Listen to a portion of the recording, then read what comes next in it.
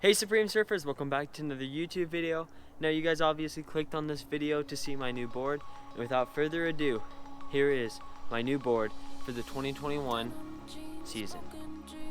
This is the Phase 5 Matrix, and this is going to be my new board for the 2021 season. I've been riding Liquid Force for 3 years now.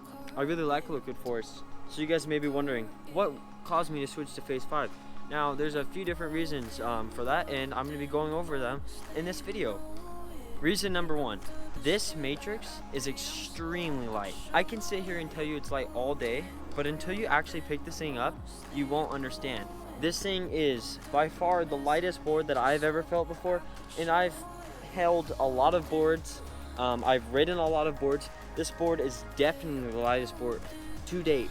That's really going to make this board, I think, a very loose and responsive board. I'm a sucker for a loose and responsive skin board. I'm coming from the Liquid Force Keen. Another thing you may notice by looking at this is the 5/8 inch core. It's a very thin core, and along with the lightweight, that should provide a very loose and responsive ride to the point that this board almost doesn't even feel like it's underneath your feet. So I think I'm really gonna love that about this board.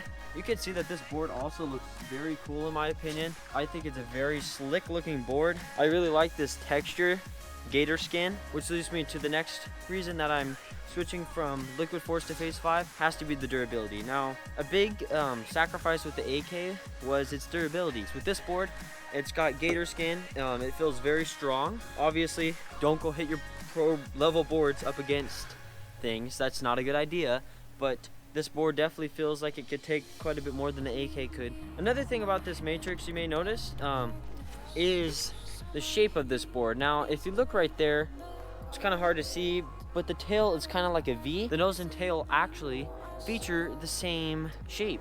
What that's going to do for you is give you the same ability to ride the board revert. So basically, after you spin a shove and you're landing, you land backwards. Normally, you would have a board that has a different nose and tail, so you're gonna lose a lot of the speed. You're gonna lose a lot of the board's characteristics. It's going to be very hard to ride revert, but this board, as it has the same nose and tail, the V-Line, is theoretically going to ride very well backwards, and that's a huge deal for me, for somebody who's doing shoves, getting more consistent at them, and hopefully learning 3 shoves this year. So that's another huge reason. Also, fin choices for Phase 5. Any Phase 5 board you get, there's a bunch of different fin options you can choose from. This happens to be the stock 1-inch fin. I am thinking about going to a 0.8 Talon fin, just a little bit looser.